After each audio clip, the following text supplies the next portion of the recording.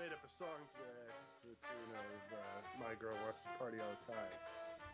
My kids make me tired all the time. Tired all the time. Tired all the time. Tired Oh, all the time.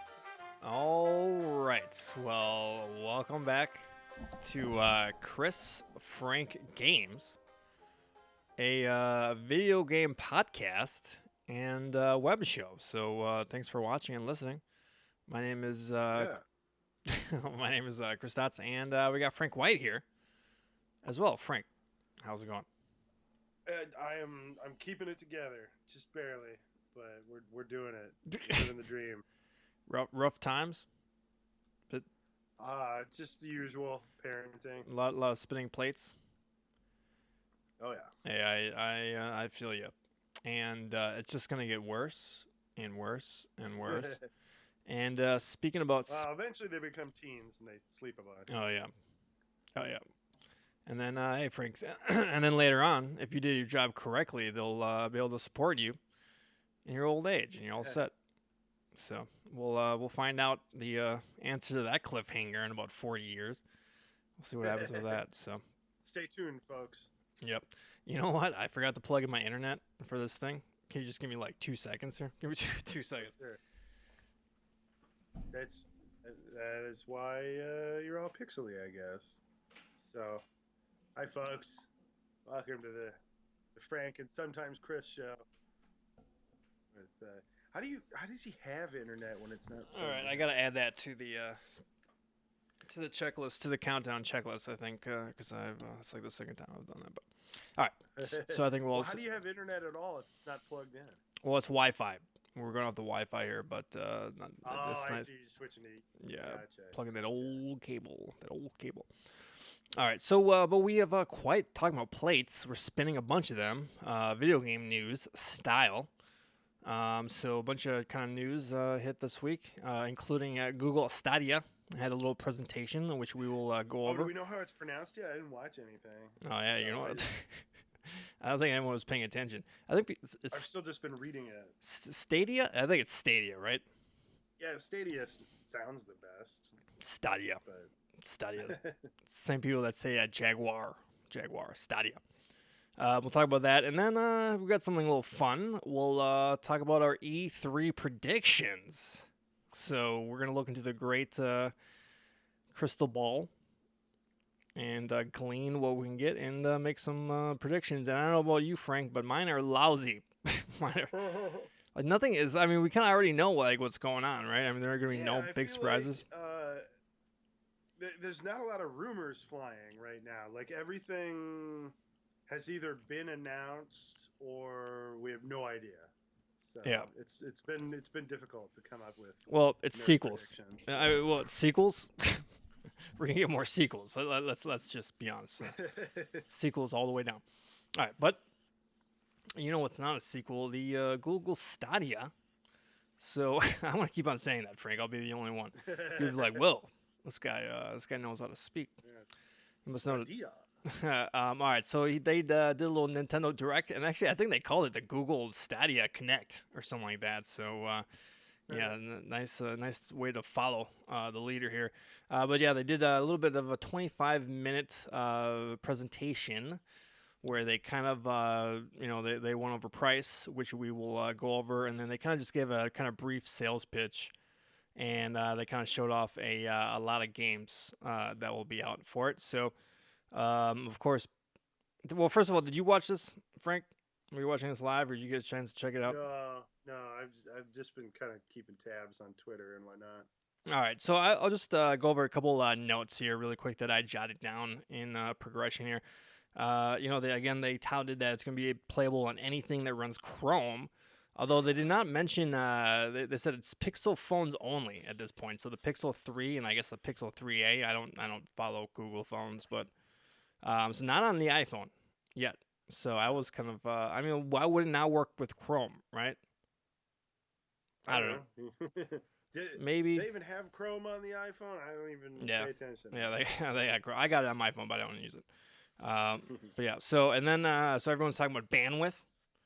bandwidth. So they said if you're gonna want a 4K stream, 60 frames per second, 5.1 surround sound, you're gonna need a down of 35 megabytes per second. So you're good. You're good, Frank. Right? You got that fiber. You're all good. Yeah, I think that would probably suffice. I don't have the like I'm cheap. I have like the cheapest possible fiber, which is I'm not paying more for them to just flip a switch. Yeah. Like Yeah. they just Exactly. charge more. It doesn't cost them anymore. Yeah. So Yeah. Exactly. So and then they were saying if you want 1080p. So that's gonna work. Yeah, 1080p stereo sound. We're not doing surround sound here, but 60 frames per second. Actually, you know what? Not 1080p. 720p is you're gonna need 10 megabytes down, and then I think 1080 was more like 15 or something like that, or I'm not quite sure. But yeah, so it's gonna definitely take some power, some internet power juice. yeah. Hopefully, So you don't have data caps too. yeah, exactly. So that's another thing you're gonna have to do. Someone was saying like, yeah, that's basically 63 hours a month if you got like a terabyte data cap, and that doesn't even last like 2 weeks or something. So, all right. So pricing. So they have this kind of Stadia Pro package, where it's you get 3 months. Okay. By the way, so the Pro version. Okay. Well, no, the premium. I'm not really sure Yeah, it's confusing as the all hell. nomenclature because there's a couple of different ways. So you can buy games just normally like a Steam, and then there's this subscription plans, $10 a month, $9.99, or and then the $10 a month is just basically like pretty much like Xbox Game Pass, right? Where you just get a collection of games you can play Yeah. for the most part. That's pretty much what it seems like. And then there's a Stadia Pro package where it's 3 months of Stadia Pro, a controller, which they said is going to be $69 at a retail. So that's a $70 controller right there. That seems like it's the Pro controller for the Switch is $70, so that seems pretty in line with Yeah, other that's stuff. what they charge these days. Sorry. Hardware. Talking about hardware. Okay, and then Chromecast Ultra, which I guess is the kind of the souped up Chromecast. I guess it's the 5G Chromecast. I don't know, whatever it is. And then Destiny 2. So you basically get Destiny 2 in like a season pass because you get all the downloadable crap they're going to be releasing in the future. And then here you go, an exclusive name. So you get rights to choose your name first. So there you go. That's important to a lot of people. Well, I mean, like right there, look at all these, personalities like Ninja. He's going to buy one, right? Dr. Disrespect, he's going to buy one. All these guys.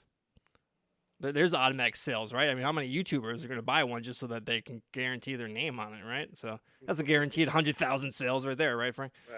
Otherwise, you got to add real in front of it. Real Dr. Yeah.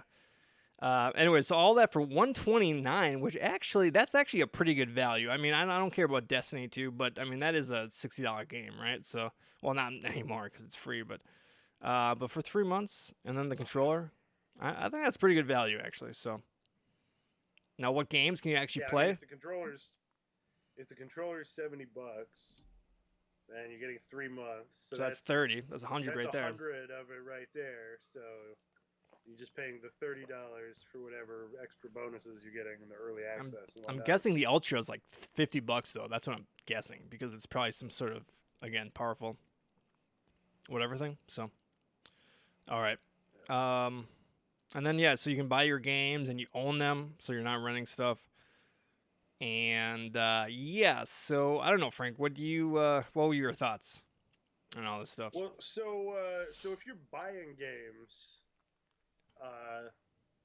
so in theory, I could just plug in like an Xbox controller to my iMac and open up Chrome and like buy Doom Eternal and play it 60 frames per second, I guess. Yeah, 4K at 1080. Well, no, or whatever.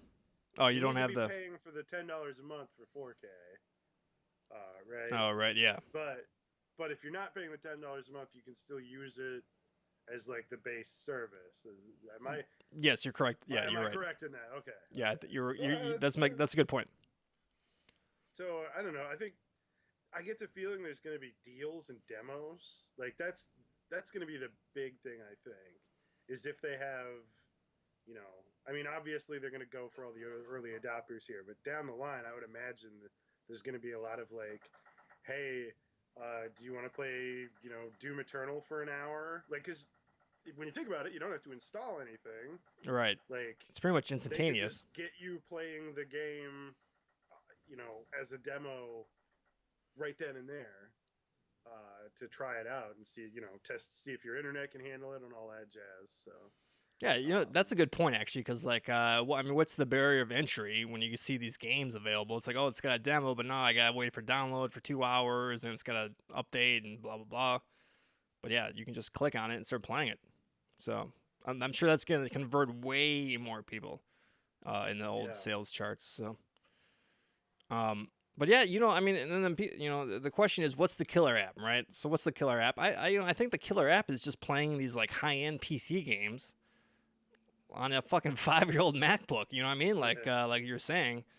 And I don't think it's quite there yet, because it doesn't seem like that's 1080p. I don't think that's really realistic at this point because of people's internet connections and data caps and all this other stuff. But I think if they can like offer like ultra settings, I think people would pay $10 a month for that. well, For and sure. and eventually, like, they got to be working on some kind of exclusive at this point too. Like, we don't like.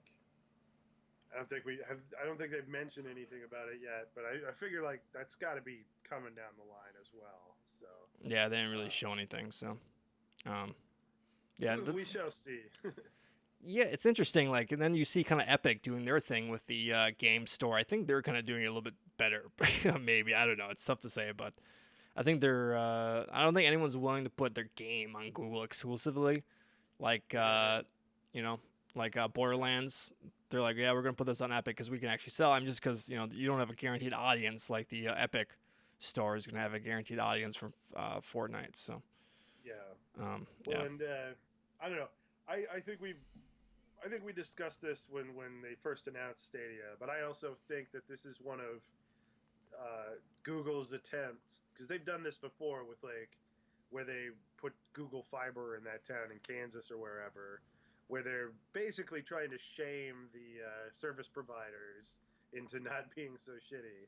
Because from Google's standpoint, they would prefer that everybody had fast internet.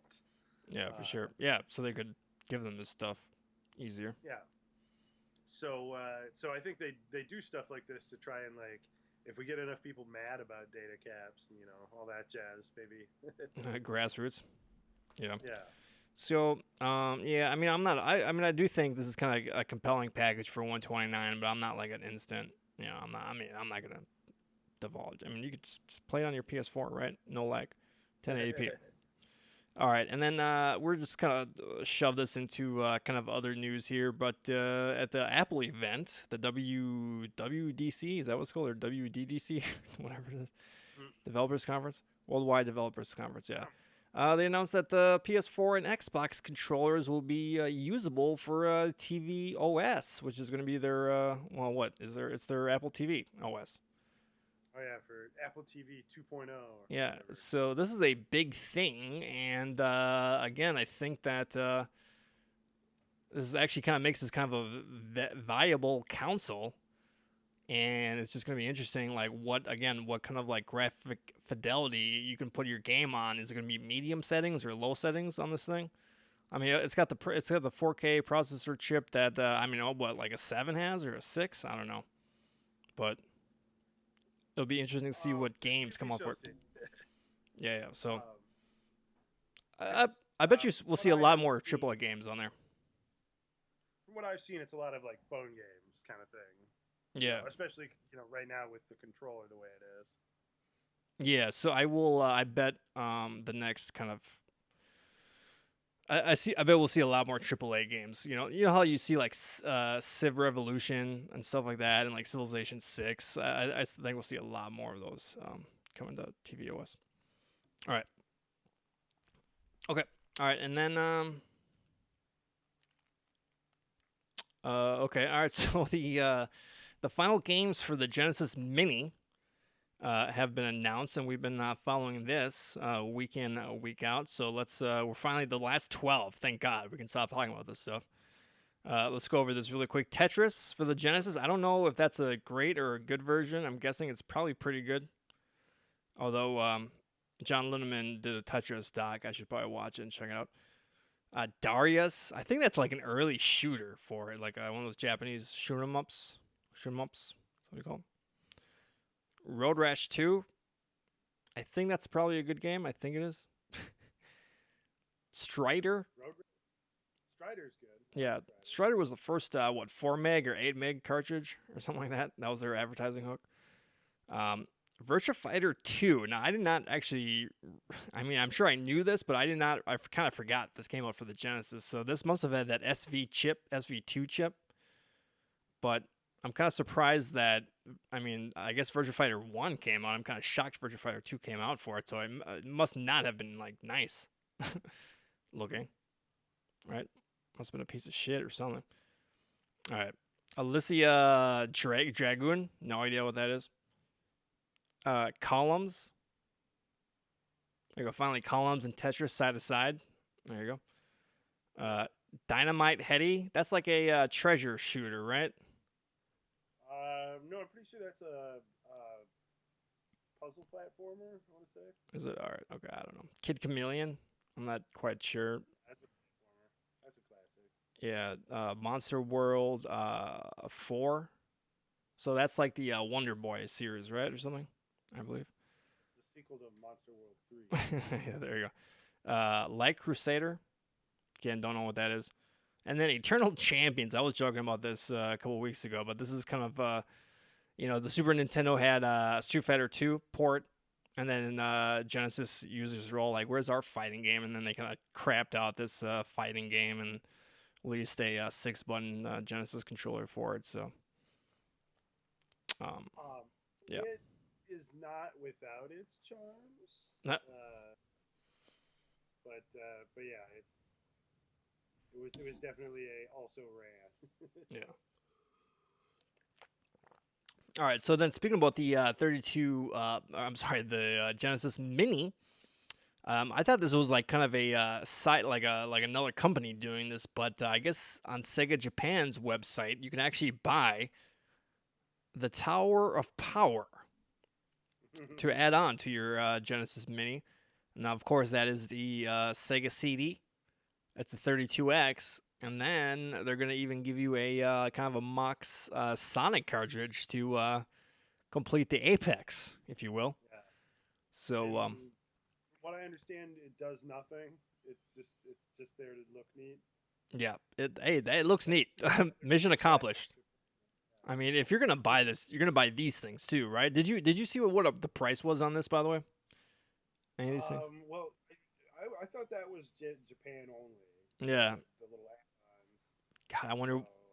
God, they could charge $50 for those things together. Well, if what we remember from, it's like it turns into a little, cool thing on your shelf pretty quickly. Like, what the hell is that?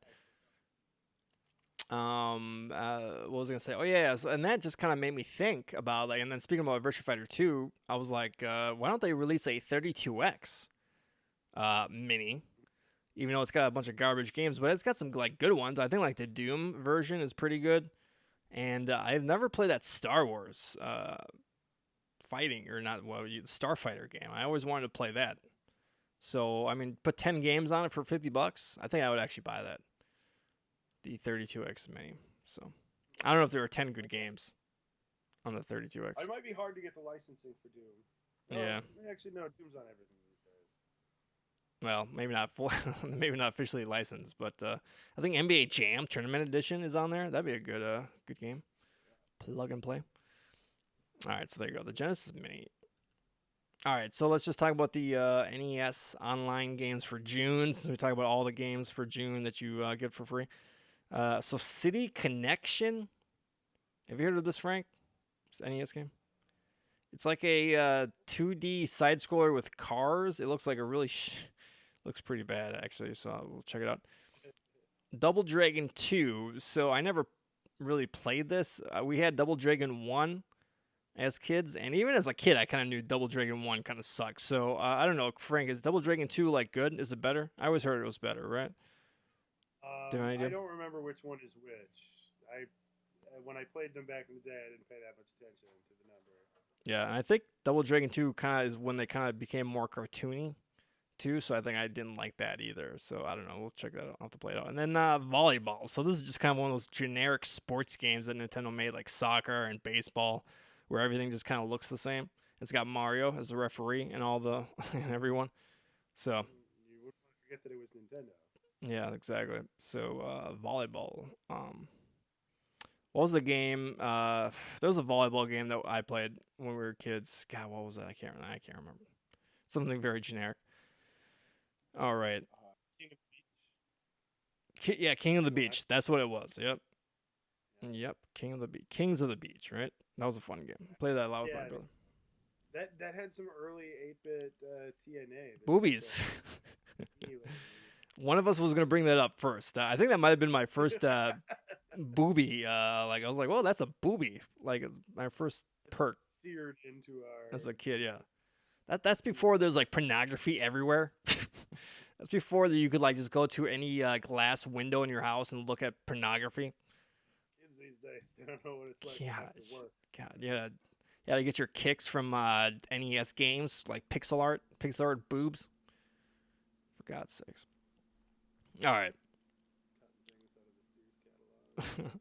All right, so let's talk about some predictions for E3, and these are just very I don't know. These are very I literally spent 3 minutes thinking about these, so don't hold this to any of us. Well, I'm just gonna go through the big three: Sony, Microsoft, Xbox. So I mean, Frank, we'll just go back and forth here. So for Sony, I don't think Sony's even gonna have a thing, right? Are they even gonna have a video? Yeah, they said they weren't, so I don't think we're gonna get anything. All right, I'm just gonna guess that they're gonna officially announce. Well, no, this kind of sounds dumb, right? Because I was gonna say they're gonna officially announce a price cut to the PS4 Pro, but like, didn't they just announce it's gonna be like 350 for the next 5 days or whatever? So now they're gonna. Yeah, they got the big sale going on right now, just in general. Yeah, well, as you hear this, it's gonna be on. Spider-Man will be $20, but yeah, I don't. Yeah, okay, so scratch that. I'm gonna say Last of Us does not come out this fall, but I mean, I read that on Twitter, so I mean, that's not my prediction. I think that seems pretty likely. So, all right, not really too exciting, but all right, what you got? Give us one. Give us one, Frank. I guess I don't. Yeah, like I said, I don't think Sony's doing anything. So I'm gonna go ahead and this is more wishful thinking than an actual prediction. But I think From Software is going to come through and be like, "Hey, here's some Sekiro DLC, and also an entirely different game." Mhm. I think they're going to announce a new game. Well, the A team, the last game the A team did was it Bloodborne or was it Dark Souls 3, which came out like earlier? I Later. thought Sekiro, I think, was the A team. So. Oh, okay. All right. It's got Miyazaki involved. That's close enough. Well, it'll probably be some trailer that's got nothing, like the original Bloodborne trailer. Like with Sekiro, where they had like the 10-second teaser of the biomechanical arm, but like too close to see what it even was. Yeah, we're gonna get something. I mean, I don't think we're gonna have a demo or anything. But yeah, no I feel gameplay. Like they've got a big announcement coming. There's rumors have been swirling about that. So. All right. Microsoft. I think you'll get you get all your sequels. You got all the sequels you want if you like the Microsoft franchises. I don't really like Microsoft franchises that much, but I'll say I think they will not cut the price of the Xbox One X. I think they're going to keep it at 500, and I think they're not going to lose money on this console. I think they're like, you know what? We're done with hardware. Let's not lose any more money on this hardware thing as we possibly can. And I think it may be the last. I think it may be. I think this is going to be a big turning point. This may be like the last console like box that Microsoft releases, and I think they're going to be going full software because they're like it makes more money. we can reach more people, and we don't have to be in this stupid game of making these boxes and competing and spending all this money. We'll let other people do it. So no I have the price cut. opposite. So what? I have the opposite All prediction. right, go I ahead. think Go they're for gonna have more boxes. They're gonna announce 3 more kinds of Xboxes. it. All I don't right. know what those are. I just like they've been having fun with that lately. Like here's one that doesn't have a disk drive. Here's one that's the nicer one. So they're gonna SKU. have an Xbox for every budget and requirement. SKUs for Modular. everyone. They'll definitely have like a Gearbox, well, not Gearbox, but Gears 5, like exclusive versions and all this stuff. And God, can you imagine like collecting Xbox One X's just because they come out with a, a game? It's nuts. All right. Yeah, don't give them ideas. They're Mhm. might be listening. All right. So, and then for me, for Nintendo, I think Link is going to be their kind of their big, their big marquee title, the Link's Awakening remake for the fall. But I think we're gonna see a Super Mario 3D World coming to the Switch. So Super Mario 3D World was the Mario 3D game for the Wii U, which only sold 13 million boxes of the Wii U. So I think this is gonna be coming out inevitably. And I think without like a Mario game this fall, I think it kind of makes sense to release this and have your Mario and your Link game, especially for all the people that never played it. It's a really good Mario game, and they included the textures and all that stuff in Mario Maker 2. So what a great way to get people, fiending for Mario 3D World or something like that. So there you go, Super Mario 3D World for the Switch. It'll be like deluxe, so I'll put like a new world in it. I think that was the thing. I think it only had like 6 worlds. Maybe I'm wrong about that, but I don't think it had like a lot of, because you need 8 worlds in a Mario game. Come on. All right. Okay, so that's me for Nintendo. Yeah, anything? My prediction is that Nintendo's gonna shit the bed. They've got a lot of they've had a lot of goodwill lately, and everyone's super excited about Pokemon Sword and Shield. But again, I think they're gonna shoot their whole wad beforehand, and then you know have very little to actually announce. Like I think, yeah, like a new Mario game, but or I don't know, maybe not Mario. An old new Mario game. Well, it's gonna be again. It's gonna be something that they're gonna show like the logo of. Yeah, Metroid They're not Prime gonna be 4. far enough along. Yeah. Might see a little Metroid. We'll see some Metroid Prime 4. We'll get a little tease for that, right? Just pure fan service. Didn't they already show a logo for that one? Yeah, that was last year. Yep. Yeah, I remember. I was. Okay, so it's gonna be a. We had logo last year. Then I predict CG cinematic, Yeah. non-gameplay cinematic. Yeah, exactly. It'd be very clearly not gameplay. Um. All right, there you go. That's our E3 predictions. Very exciting. I think it's going to be more exciting through party. I don't think the big boys have a lot of good stuff up their sleeves right now. Yeah, it's gonna be. I mean, I don't know. We don't know anything about this industry, but it's like, and not just because it's so unpredictable. No, we literally don't know anything about the industry. So, it'll be interesting to see if there's actually is another E3 next year, or is it just like an indie? Is it just going to be an indie expo, and it's just basically publishers coming to pick up these indie games, and maybe go more to its grassroots? So They do who knows? kind of have that with, God, what's it called? They just had this thing in Japan happened recently. It's got a name that has like pixel or bit or something in it. I don't even remember. But yeah, it's basically like an indie announcement thing. And the only reason I paid attention is because they announced a sequel to Brigador. Uh, so, All but right. again, that's like that's already been announced. But yeah, I'm very excited about that. More Brigador is always good. Going to have more of a story focus. You're going to be able to get out of the mech and walk around as a person and get stepped on by another mech, probably. It's going to be good. All right. What more do you want? What do you want? All right, so that's our E3 predictions. I should ask you this earlier, but Frank, did you have any news for us for this week? Yeah, there's a few things here.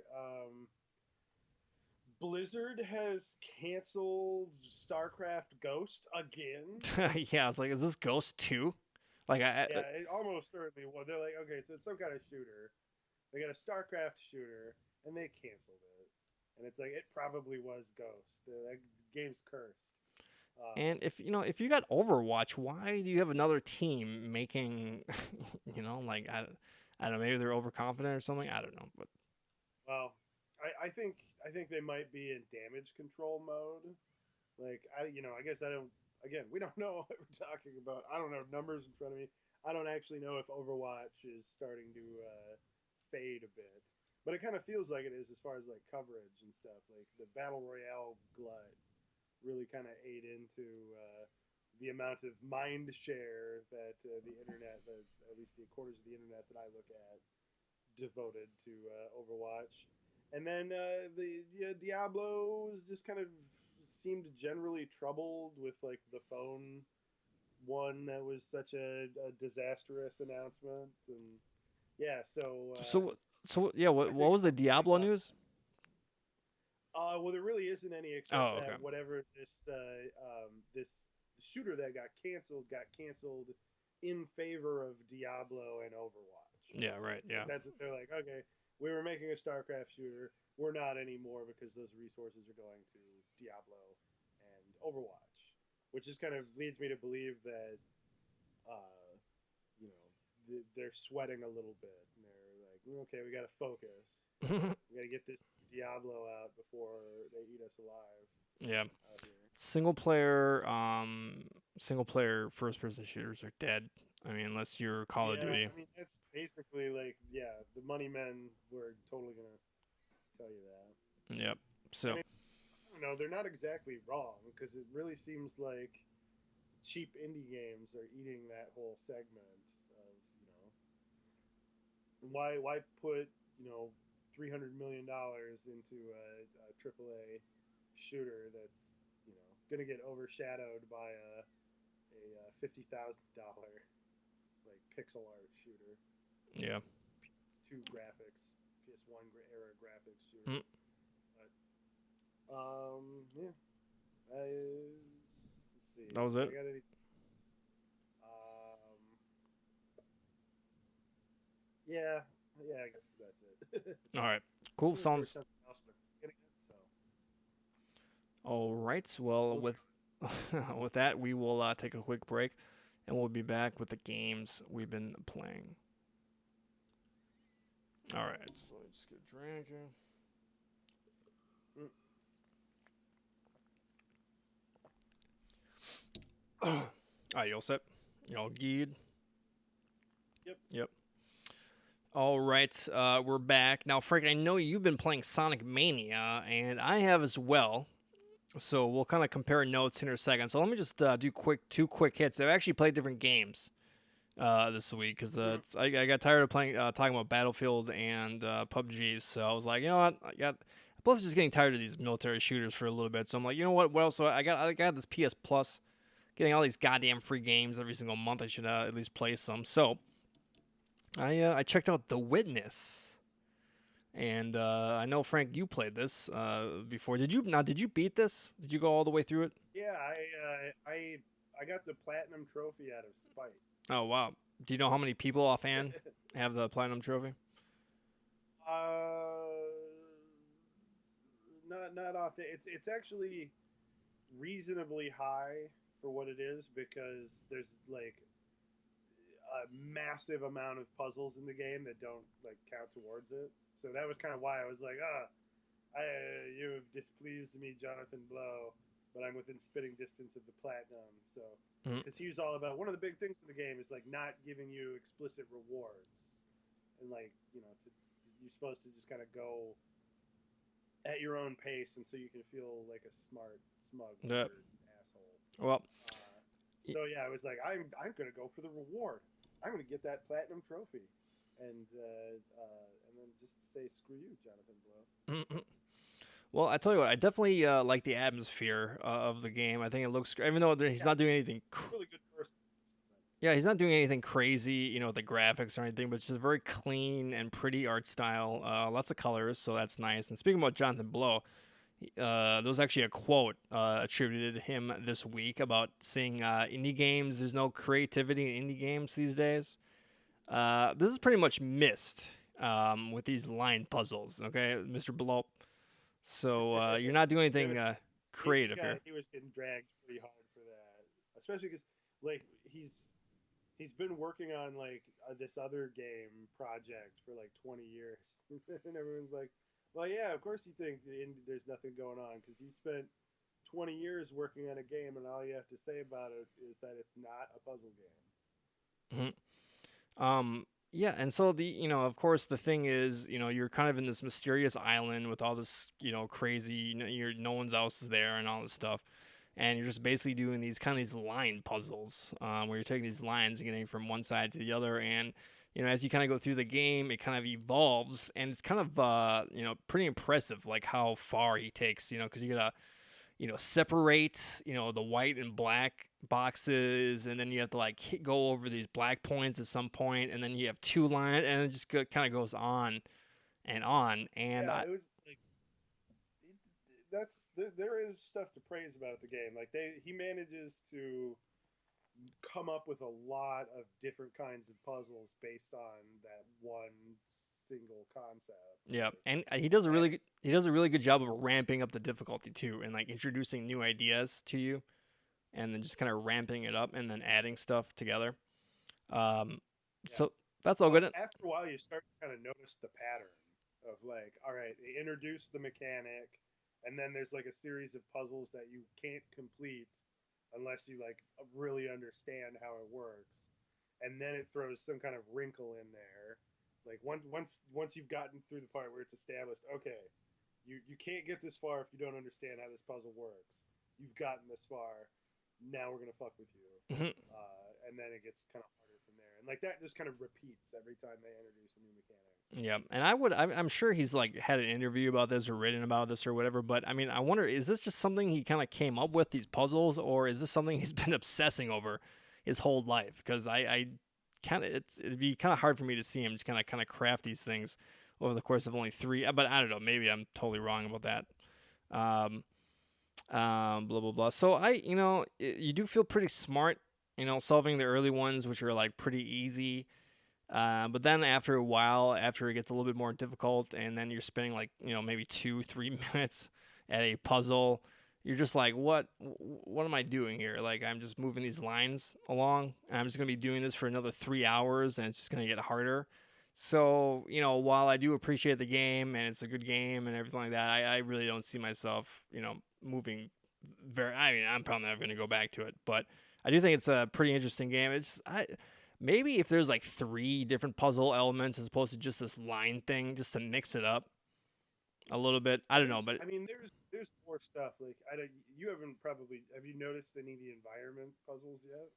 well, I got to kind of Like it's almost a little spoiler to just even mention them because you're supposed to just kind of like notice them on your own. Like oh, I like because there's puzzles in the game that you don't even realize are puzzles. yeah, yeah, probably not. At some point, you look at like something. Yeah, I probably got maybe like an hour and a half in, or like an hour or so. But blah, blah, blah. Oh yeah, and by the way, so wasn't there Did like you some? get to like the mirrored puzzle section, What's that? the symmetry one? I got to You got the to like the symmetry. I got out to the past the initial like kind of castle that you're in, and then I kind of like, well, I kind of went all over the place for a second, and then I found some puzzles I had no idea what to do. So it's kind of got that Metroidvania type of thing too, where you can't move on unless you know how to move on. And I kind of went to the left, so there's kind of like, it's almost like a desert kind of. So it's like it's pretty Yeah. much the first section when you take a left. And okay, so there's one puzzle where it's like these sheets of glass on the wall, and then one was kind of like melted and bent a little bit. You recall that? You remember that one at all? And then you had to just move the Um, lines, and it was all kind of wiggly and stuff. So I'm just right after that, pretty much. So, and so anyways, by the way, I was glad they had a run button in this game. Was this the game that there's like controversy? Like there's no run button at the beginning, and then he added one to it or something. Was that this game? Was that something No, else? I think you're probably thinking of Oh, Eth. Eth. Everybody's Gone to the Rapture, Oh yeah. Okay. which had a run button that no one realized because you have to Oh hold it okay. down for a second. Yeah. Yeah. Okay, and then really quick, I played The Surge. Also on the PS4, former PS Plus game. And I gotta say, I tried Bloodborne. Not really my thing. I did not really, like it that much. Thought it was a little bit too much, and they didn't really teach you how to play the game. This, if you're trying to get into this, this whole Souls born blood souls, whatever. I think this is actually a pretty good entry point because I think they actually have a really good kind of gradual like pace in the very beginning, and it kind of has more of a story. At least it kind of seems like it kind of is more of a constructed story. And I gotta say, this game got slagged like a lot, I thought, and this is a very very competent game, and I'd say pretty good actually. Um, I Yeah, mean, it's solid. yeah, like Yeah, I played all the way through it, and yeah, it's I mean it's a lot easier than a traditional Dark Souls game, um, but it's still got like the same kind of basic elements of tension, and it's a surprisingly small game. Like it's one of those things you get into combat and you're like locked into combat with the guys for a while. But once you get like to the end game where you like can run from like one end of the map to the other, like it turns out to be like significantly smaller game than it feels like, yeah, um, which has probably got something to do with the fact that it's like 8 gigs. oh It's yeah. so tiny compared to most games that look like it. Yeah, it's nice to download this and then Sonic Mania, which is only like half a gig, and be like, "Whoa, nice, nice." Doesn't take 5 hours to get this, but I really like the opening. You're basically this wheelchair bound guy, and you're kind of going to this corporation to get like an exoskeleton. And I thought the production values was very good. I thought it was very Half Lifey. How you're on this train. You know how the beginning of Half Life 1 and 2 starts off on the train.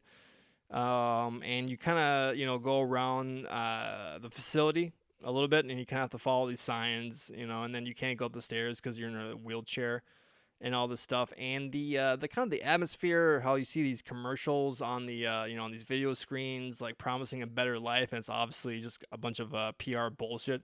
Kind of a lot of like a Total Recall vibe to it as well. So a lot of I like the a lot Very of the like Total Recall meets Elon Musk. yeah. Yeah. So for me, I really like the aesthetic and the setting. It's kind of like this, it's kind of, it's like these space program like junk just everywhere. And I didn't get really too far. I only played like an hour or so, so I didn't really deep too much into the story. But I guess there's, it's one of those typical things. You're trying to get your exoskeleton suit, and there's an explosion, right? And you pretty much have to figure out and get out and see what's going on and stuff. And yeah, I think they do a better tutorial than those other games, so I did appreciate that. Uh, the combat, I don't know, I don't really, I don't these combat things don't really like get my blood pumping. I mean, you're just kind of waiting for the guy to pull his arm back and then, you know, like freaking what do you call it, dash, and then hit him again. I mean, I guess you can choose like what part of his body to hit, but like that's not, I don't know, it's not really that strategic Well, to me. that So has the more practical purpose of because generally you want to aim for their head or like an unarmored part of their body, unless you're trying to harvest their equipment, yeah, like because that's like the system for upgrading your stuff is you literally have to like chop it off of the enemies. So yeah, it gets to be a little more like risk reward when there's a tough enemy that has like a piece of gear you want. So yeah. instead of going for your head, I'm gonna have to chop off your left leg. Hmm. And yeah, Animations are really good. I love the finishing animations in that oh game. yeah, it's kind of got that Lord of the Rings kind of final death animation. It's kind of nice. Shadow War, whatever. Lord of the Rings game, right? You know what I'm talking about, right? The bloody one, the Batman The one. super violent one, like Tolkien would have liked. Yeah, yeah, yeah. Yeah, so I was pretty impressed. It was way better, way more polished than again. I think this got like sevens and 7.5s back when it came out, right? I mean, this is like an 8.5. This is like an 8.5, no problem. Even though I played an hour of it, but um, Well, it'll be interesting to see what the sequel does. yeah. It's got this thing where it's like it doesn't really tell you like the way that you save the game and you power up is just kind of like you power your core up, and I don't think it's really clear how you save the game. I never really understood that, so I think that could be maybe a little bit more clear. But again, I only played like not too Well, much. I mean, it's a Souls-like game, so it just saves all the time. Oh, is it okay? Is that how it works? Okay, so I thought you got I to mean, go you like still have to like deposit your, you're getting your scrap, which is like your XP, and you have to go back to the thing to deposit that. Like even if you don't want to spend it, you can deposit it back at like the safe zones, yeah, so that you're not risking it. You don't lose it if you die because you banked it. yeah, yeah, Uh, yeah. so like that's kind of like saving, but it's no, it's just one of those games that just saves all the time. Oh, So okay, and you can't save scum when you screw up. It's like and saving your screw up. uh, yeah, and the upgrade trees and all that stuff looked really deep. So it seems like it's got some pretty deep layers to it and all that stuff. So I would, I So mean, you do end up kind of sticking with the same thing after a while, because like once you've got something upgraded a ways that you like it takes some effort to break away from like to try a new weapon out, because it's got to be a lot better to warrant using it no upgrades versus something that's well upgraded. yeah. So you kind of have to like bank things up to like upgrade something to get it up to snuff.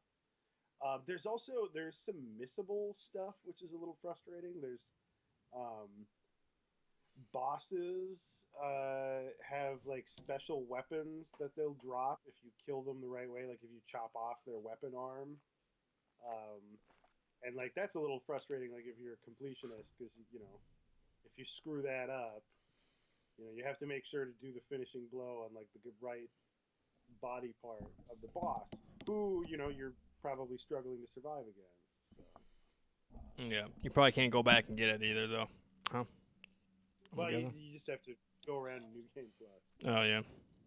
So yeah, I mean, I thought it was pretty good, and I don't really play these Blood Bowls. I don't play these games too much. I'm probably not gonna play too much more of this, but it was a nice little jaunt. It was a nice little preview of it. So yeah, so that's it.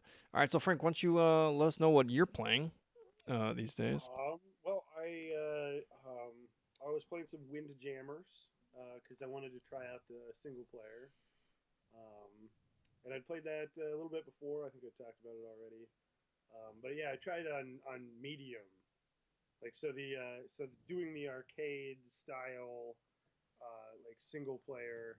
It's kind of like a fighting game where you just go to the roster and fight everybody, or compete against everybody in the frisbee parts of wind jamming. Mhm. Um, but the AI is no joke in that game. Um, like I lost a couple matches to while playing on easy, and yeah, I think I've made it about halfway through medium is the farthest I've gotten, because since this is based on like an old Neo Geo game, it has like a lives and continues system. So you have the set amount, and I'm sure like with high scores and like the bonus rounds or something, you can probably earn more lives. But yeah, you've got like 3 attempts the campaign, or it sends you back to the beginning, which is a little obnoxious. But yeah, so it's actually like I think it's for the trophies. It's like 14% of people who played the game have beaten it on medium for Oh single yeah. player. So yeah, so I don't know if I'll make it through that, but it's because it's you can lose very quickly.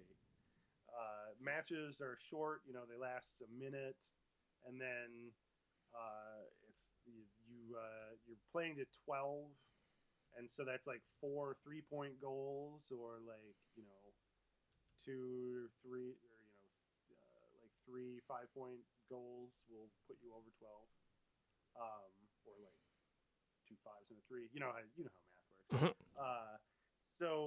But yeah, the AI is just really good at defense on medium, so you have to just be very focused because you have to get them to screw up. Like you have to get them on one side of the screen and then throw it to the other, or just get lucky, and then the whole time like they're shooting it back to you like every time, and you just have to not screw up.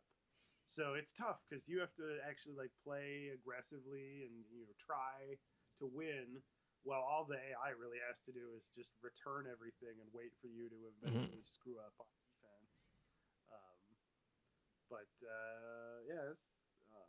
really really fun game. It's fast, surprisingly deep. Like I'm kind of starting to get into the higher end strategies of like curving my throws, and I finally figured out like how like power moves work, because it's basically you have to get under a lob, or there's like if you like press the return button like the second you catch the disc without putting your finger on the thumbstick, so with no directional input, then you'll chuck it up in the air, and then you just have to stand there to build up power. So it was hard to figure out because it involves not doing things. Mhm. Um, and yeah, and in a fast-paced game, like you really like you feel like you need to be twitching and running around all over the place. But yeah, really fun game. I'm looking forward to playing against real human beings that I can slaughter mercilessly instead of this brutal AI. So are you just trying to get practice then before you go online or what? I was just messing around with it because I don't think the online community. I haven't really tried yet, but I'm pretty sure I've seen people complaining about low player counts anyway. So it's probably going to take a while to get a match, and when I do, it's going to be somebody who's way better than me. God, how many But people are playing Windjammers right now on like 50, 52 people? well, yeah, well, Windjammer's like specifically on PS4 because it's available on a lot of. Yeah. It's on Switch. It's on. And then there's the sequel coming out too. Here you go. So Windjammers cross-platform play. How about that for an E3 prediction, come on, do it. huh? Uh, so in addition to that, I picked Hellblade back up. Um, so nearing the end of that, I had left it at a point at like a big turning point in the story where the main character loses her sword. And so I hopped back into it and I was like, oh no, I don't remember how the combat works. And then it was like a solid hour and a half without combat in the game. I'm like, oh, Worked out well. I have nothing to worry about. Um, but when it did get back into it, I remember that yeah, the combat's very easy in that game. It's like it's satisfying, it's fun, but it's especially after like Sekiro, it's not difficult.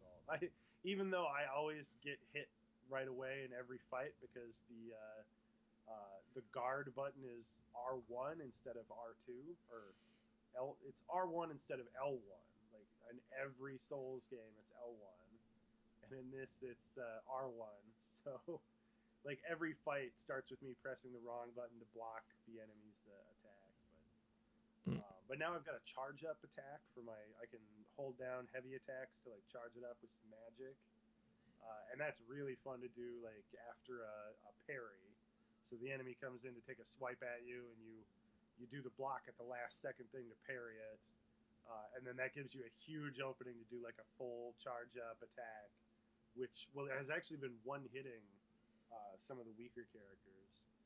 Um, at least at first, I don't know. The game has very very strong um, auto scaling difficulty. It seems because like after a while, I one hit a couple guys and then it just stopped happening. I'm like, oh, okay, I think it gave the enemies more health because I've been one hitting them. Mm. Always an interesting concept in games. I had when I beat Shakedown Hawaii. I don't remember if I mentioned this last week. Uh, I kept dying at the final mission because there was a jump that kept tricking me. It was like two. It was a like a bottomless pit, but there was a tiny like 1 unit wide platform in the middle. And so I just assumed like, oh, I see, I got to do like a little hop to that, and then a little hop off of it to the other side. And it's really hard to do like really precise small jumps in that game. So I fell off a bunch and was getting really frustrated because I had to like fight like 10 guys. Not a difficult fight, but it was like every time I fell off that pit, I had to like go back to the beginning of the room and fight more guys.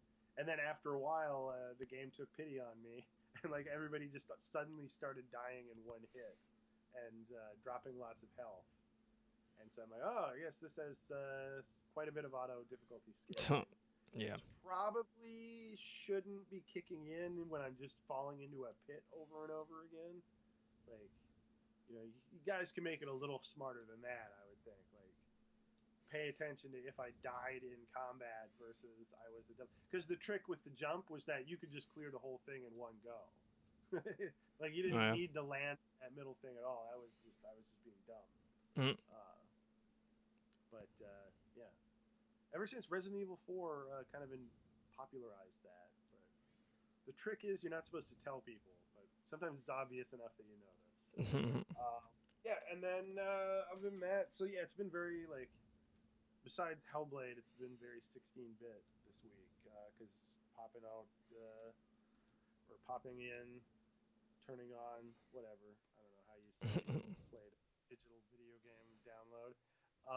But yeah, the Sonic Mania, which was weird. Like as somebody who played a moderate amount of Sonic as a child, like mostly in like the Toys R Us like demo TVs, um, and then I played a little bit more Sonic with like the Genesis collection for like 360, which is like already like 10 years ago now.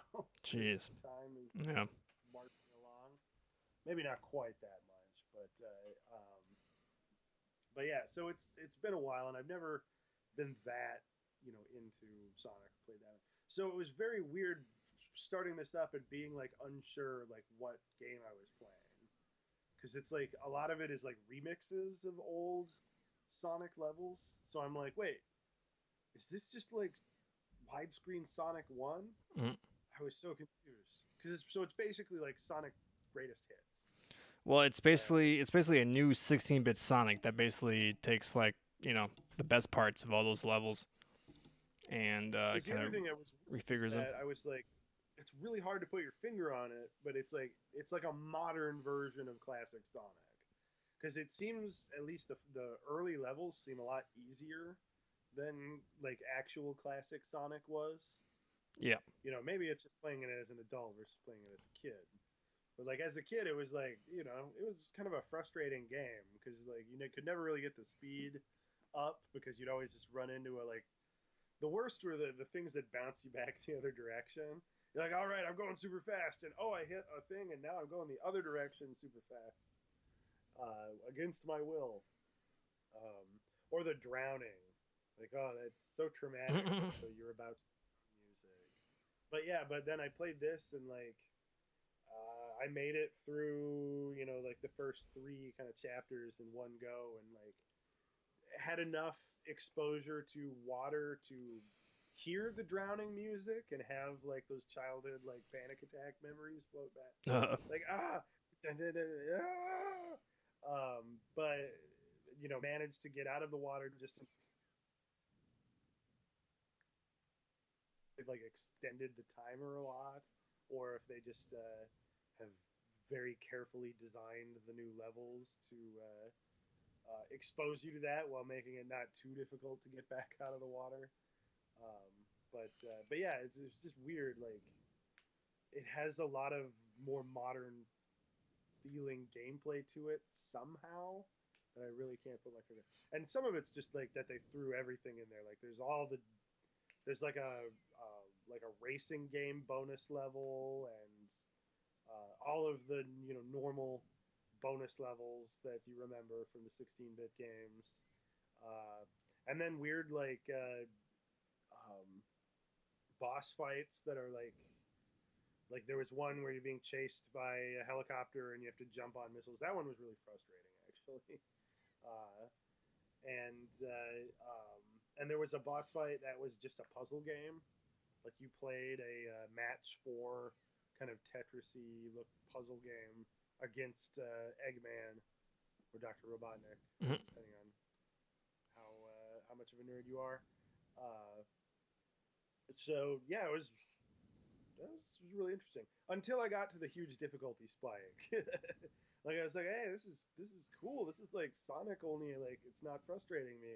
And then I got to the airship level where you No. just die if you fall off, and quickly ran out of content. And then I was like, lives continues, game over, start over. What the hell kind of game is this? Are there So I no was like, oh, it's totally. are there no there's just like no save states or anything? Is that true? You know what? I haven't like because I just played in one sitting Okay. basically, so I haven't like tried to start it back up again to see. But it did, like I died a couple times and got like a continue screen, and then like I think the third maybe time that I got to a continue screen, it just straight up said game over Oh. and kicked me back to the menu. I mean, I had like unlocked things, so, like you've unlocked different modes, and Yeah. then I don't know. This is a random side that doesn't mean anything, but all the trophies are hard. Like I played through that, I was like, hey, I unlocked stuff, and I got through like 4 zones. I totally got a trophy, didn't I? And they're like, nope. Mhm. And then you look, you can always tell when they've made the trophies. The best percentage is like one that's like 47% for like running across a bridge while on fire, Mhm. Oh and yeah. then like I think I got that one too. actually getting any ending to the game is like 11% completion. So, Oh yeah. though I suppose when you make something a PlayStation Plus game, it automatically like drives those percentages way down. Yeah. So many of us like it up and like don't get that far and then turn it back off. Yeah. All right. Well, I my experiences with this, I actually played a lot of Sonic back in the day because we had a Genesis, and I think I got the original Sonic on my 10th birthday. So I played a shit ton of it, and yeah, I mean it's basically the Genesis Sonics with updated stuff. It runs pretty good. I thought it looked great. The pixel art looks really good. I don't know if it's the same. I'm guessing it's the same model from the Genesis days, right? I don't think the pixel art's that different. So I don't Oh, it think. looks. I think they've added more like idle animations and like kind of Yeah. special animations to things, but But like the yeah the shading on his like lower face and stuff. I mean I think that's the Genesis, and I don't think I never really appreciated how good the sprite artwork was on Sonic. So it looks really good on yeah, these. it's a good looking game. Yeah, it's sharp. It's it nails the momentum of the character.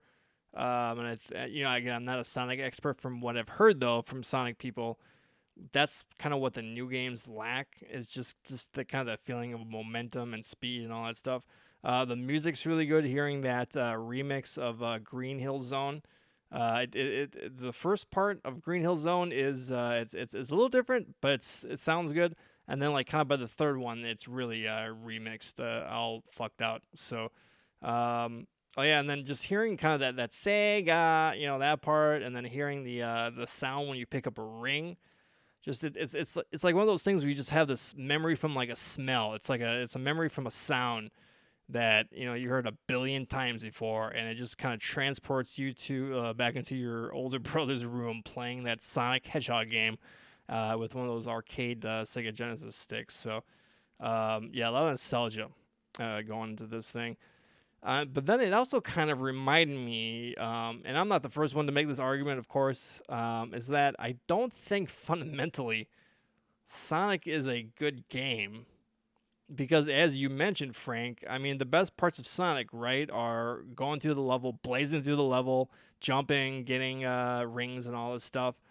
But this game gives you so many reasons to stop and stops you. And you pass by all these secrets that, like you're running, you're racing, but then you see this platform going up and down above you, and you're like, shit, that's a secret. Let me stop and then all of a sudden your moment, speaking of momentum, it's gone, right? And then Yeah, it's like you know, looking at something that you want, like it's a missing your exit simulator. yeah, You just have that feeling of like craning your head out the window. Oh crap! That's where I should have turned off. yeah.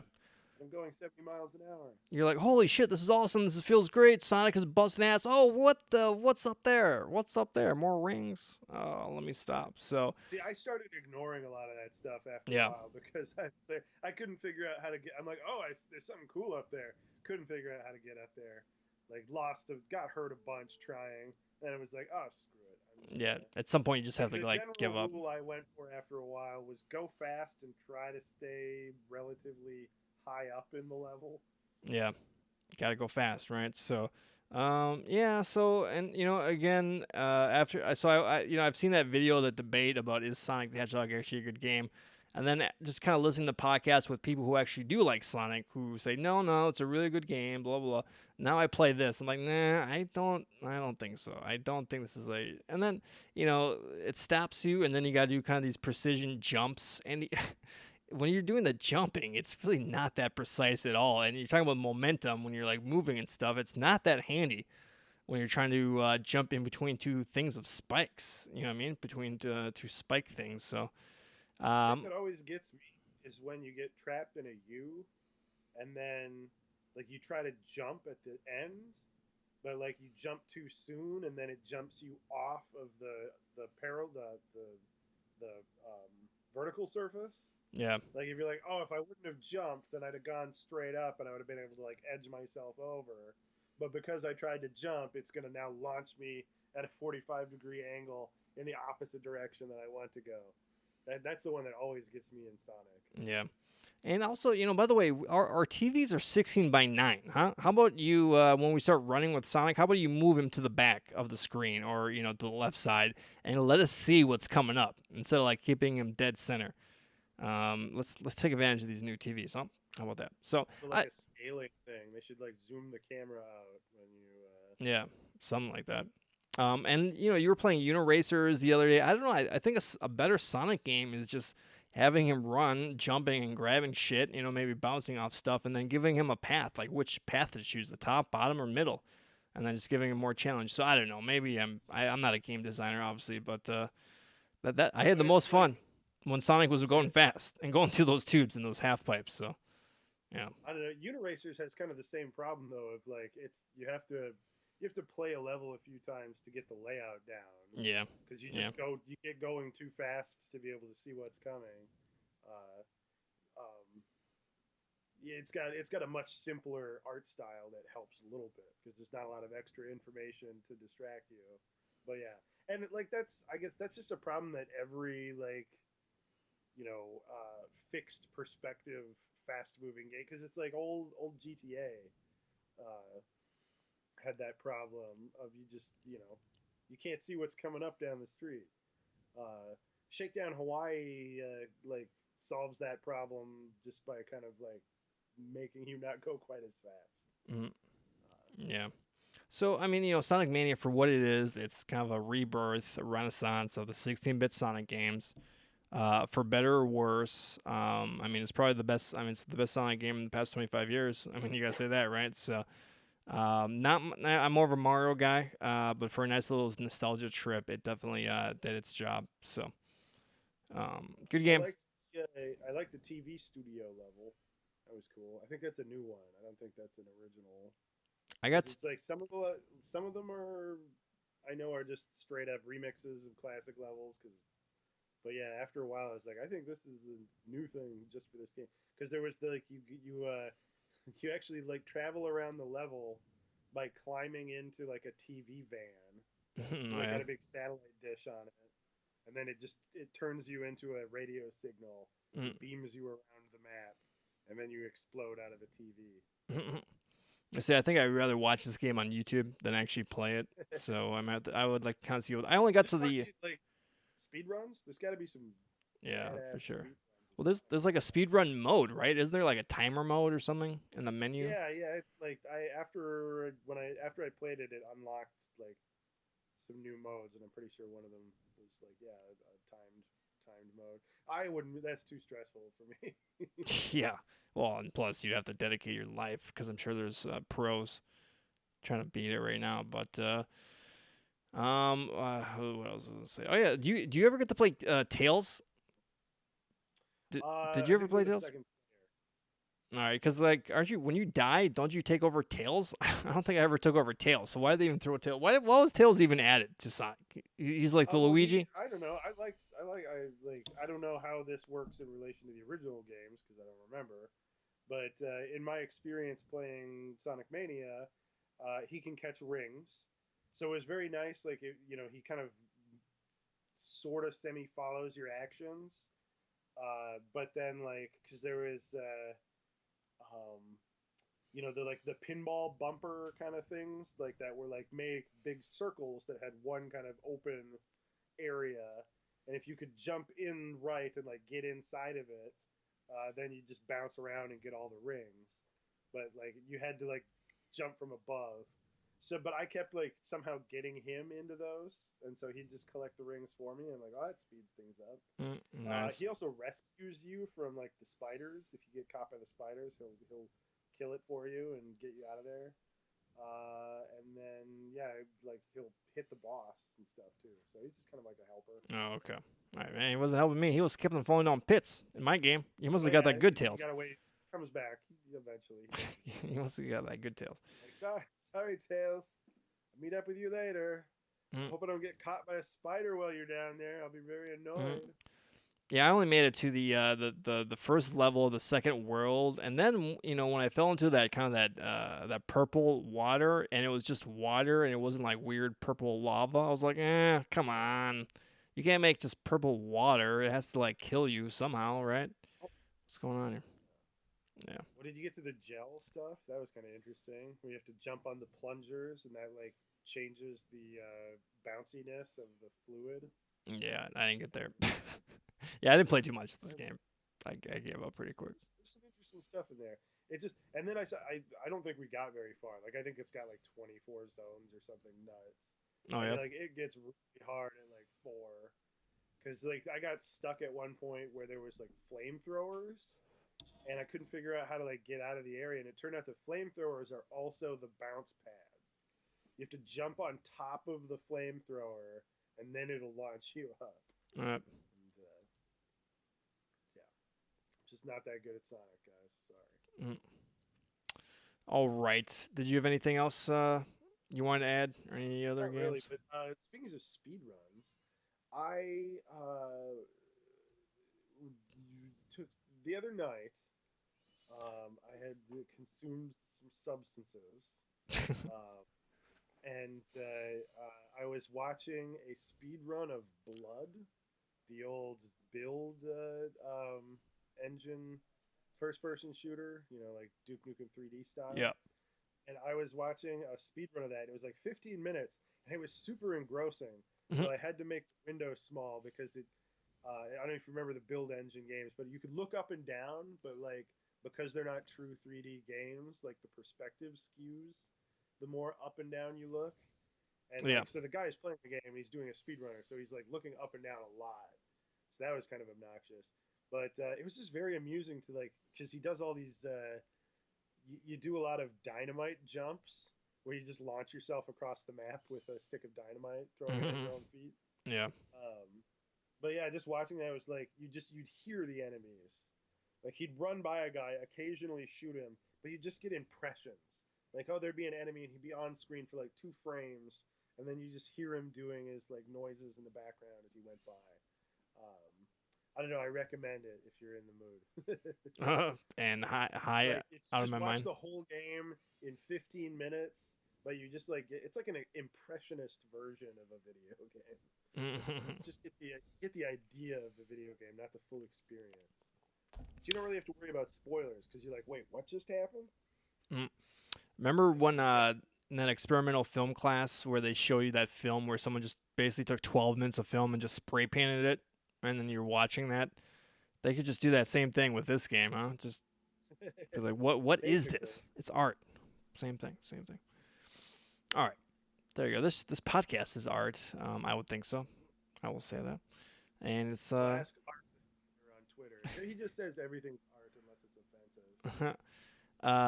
this Frank, you and I consider ourselves artists, and this podcast is our masterpiece that we paint every single week for you guys. Here's our canvas, and our tongues are the paintbrush. Yeah, exactly. And sounds are the paint, the pigments. Yeah.